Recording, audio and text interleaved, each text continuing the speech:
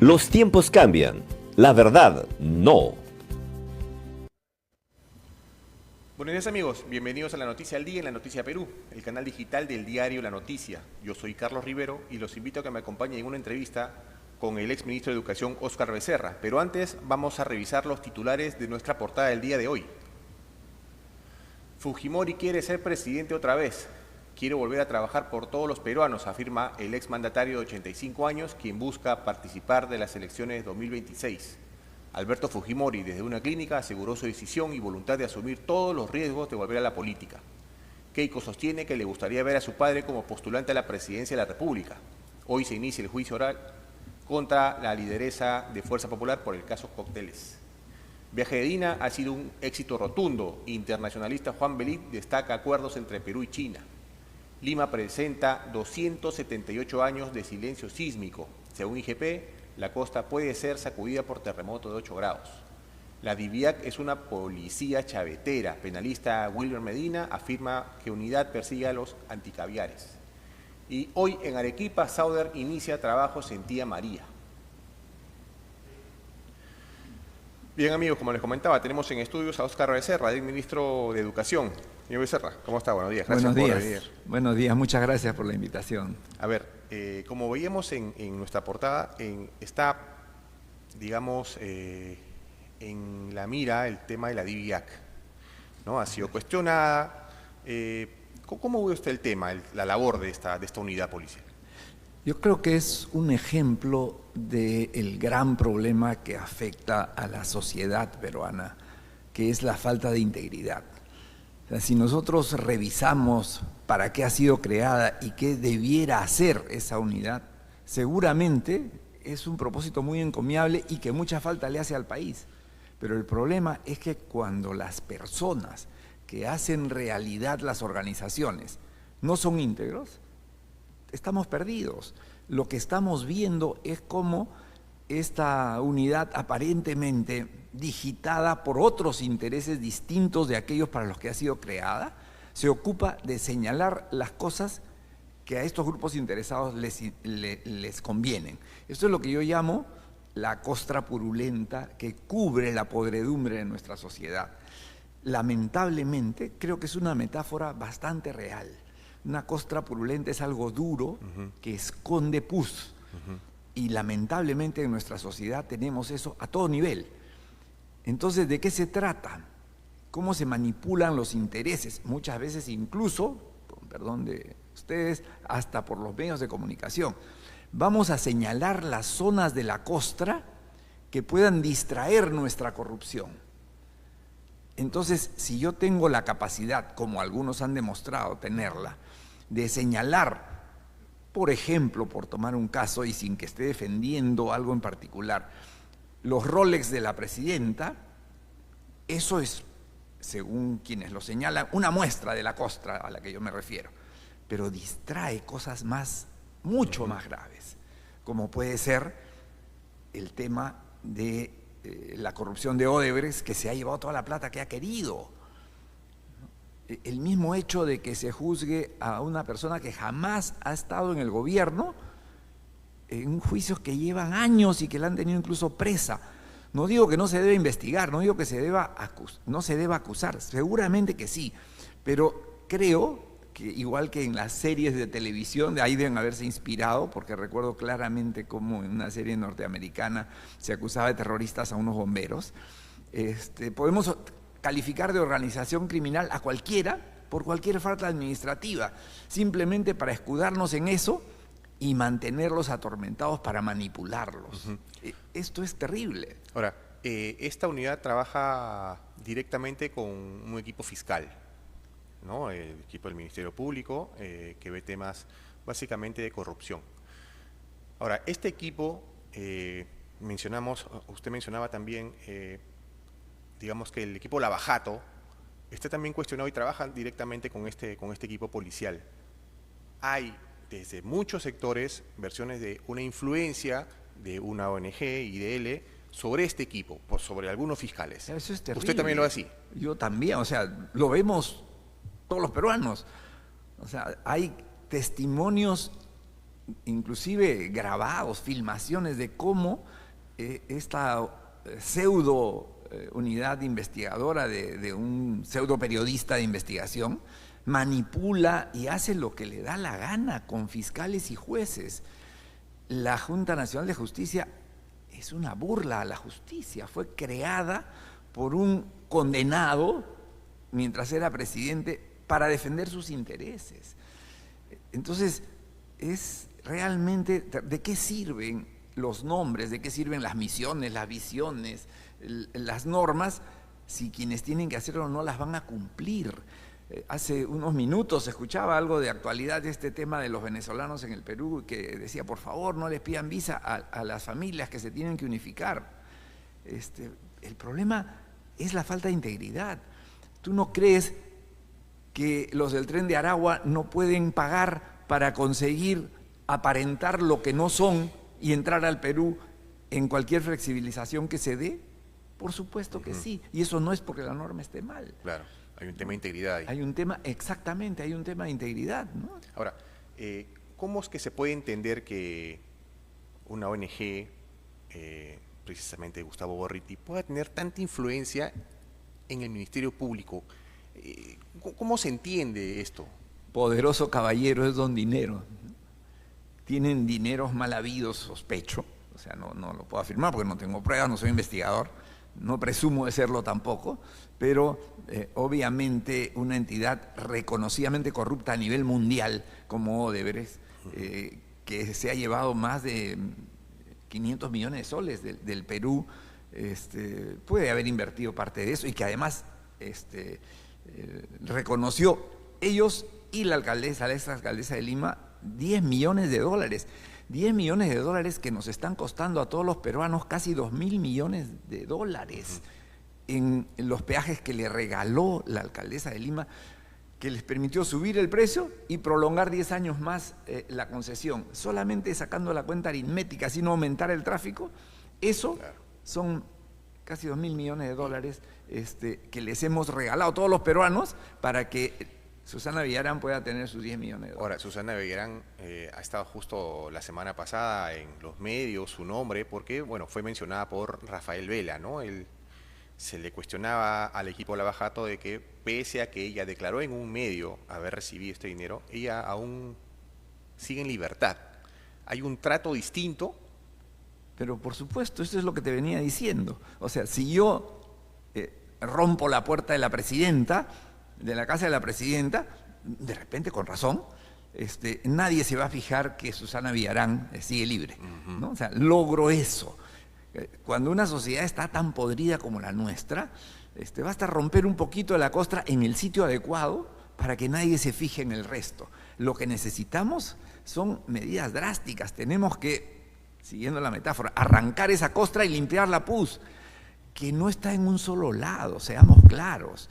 O sea, los que tenemos una orientación más bien conservadora, porque hemos conseguido lo que tenemos a punta de esfuerzo y trabajo, se nos tilda y lo reconocemos, yo por lo menos, de ser anticaviares. Es que ya ese término está un poco prostituido. La gente llama caviar a todo el que no piensa como uno. Sí. Me ha sorprendido, he leído comentarios, no he leído la encuesta, ya casi no leo periódicos, que dice que el Comercio sacó una encuesta en la que califican a los caviares, los definen como personas de derecha. Primera vez que escucho a alguien decir eso, ¿no? Tradicionalmente se veía como gente de izquierda, pero yo creo que más que derecha o izquierda, el caviar es alguien que vive de los demás sin trabajar y manipula las organizaciones, sobre todo para vivir del Estado o de fondos internacionales que le permiten tener una serie de comodidades sin hacer ningún esfuerzo y favoreciendo interés. Es una especie de lobista para no hacer nada y vivir como rey. Claro.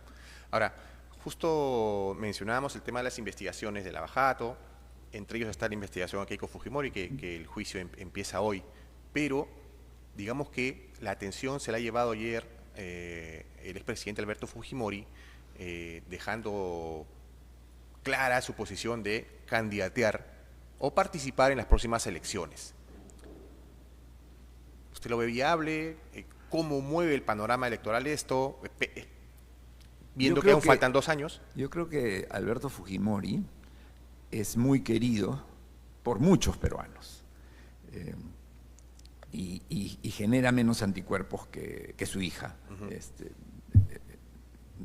Explicablemente porque a Fujimori se le asocia con el japonés trabajador, inmigrante, que se hizo a pulso, llegó a ser rector de una universidad, se rompió en las elecciones en las que ganó y nos libró del terrorismo y nos libró de la hiperinflación con gran sacrificio.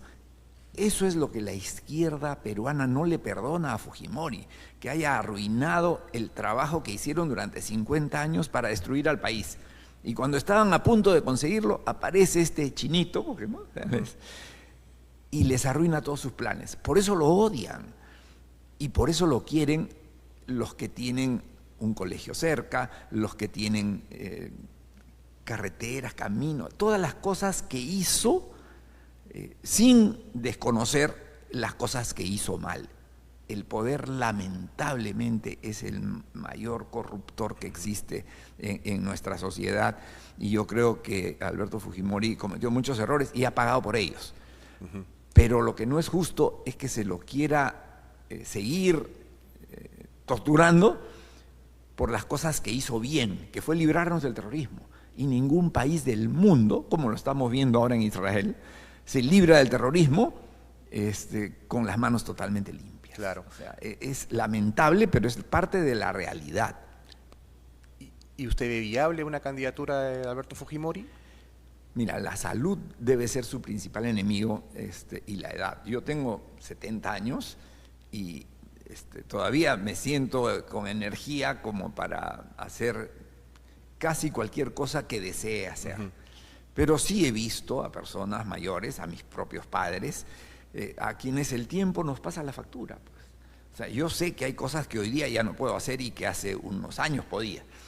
Él tiene 85 años. Es una persona que además tiene serios problemas de salud. Tengo entendido que está ahora en unidad de cuidados intensivos, en una clínica por una fractura de cadera, que es un problema mayúsculo para personas de esa edad. Entonces, me gustaría ver a alguien como el Alberto Fujimori de su primer gobierno competir por la presidencia. Definitivamente sí. ¿Él es esa persona? No lo sé. Pero creo sí que hay muchos peruanos que piensan que sería una esperanza. Habrá que ver, ¿no? Pero sin embargo sí calienta y mueve el panorama electoral, ¿no? Definitivamente, claro que sí, porque como digo, hay muchos peruanos que quieren a Fujimori y hay otros que lo odian también. Claro. Y ese es el problema de nuestra sociedad, esa polarización. Es por eso que yo al proceso electoral en cierta medida le llamo el baile de los que sobran, porque hay muchos que se sienten llamados y entonces tú escuchas oye, apóyame porque estoy en un partido nuevo o en este partido antiguo y tenemos las ideas claras y vamos a arreglar el país. Y de esos hay 30 que van a competir, si fueran 30, por el puesto del tercero al 33. Claro. Entonces, y no van a llegar. Yo siempre recuerdo a Lucho Castañeda, era amigo mío, por eso digo Lucho Castañeda, que decía, yo le gano a cualquiera en segunda vuelta. Y seguramente era cierto, pero no llegó. Claro. Entonces, eso es lo que acabamos de ver. Yo he hecho la suma y no me cansaré de repetírselo a los aspirantes a candidatos. En las últimas elecciones, entre López Aliaga, Hernando de Soto, Johnny Lescano, que mucha gente lo odia, y Acuña, que también dicen, oh, ¿qué hacemos? Bueno, esos 4 que estaban entre sí menos distantes, eso nadie lo discute, que Pedro Castillo, de Pedro Castillo que de cualquier otra idea. Esos 4 tuvieron más de 36%. O sea, con 36% era imposible que siquiera se pudiera manipular, si es que hubo manipulación, un fraude. Claro. Cuando tienes diferencias de 40.000 votos, que son 20, 30 mesas, 100, 200 mesas electorales, con solo tener 200 personas en 200 mesas remotas, te las arreglas Claro. para que no haya fraude, entre comillas, descubrible. No estoy diciendo que pasó porque los defensores de esas últimas elecciones, no hubo los observadores viven en los restaurantes como Central, y van a los pueblos turísticos, no van a esos sitios remotos, lo decía el otro día en una entrevista a Carlos Adriancén. Entonces, con 36% versus 18%, no había forma de manipular. Entonces, ¿por qué no podemos lograr que los que no están tan distantes, como alguna vez creo que te lo comenté, aunque sea por sorteo, escojan uno, claro, y vayan con sus listas al Congreso y peleense allá, pero que haya uno que nos represente a la mayoría de peruanos?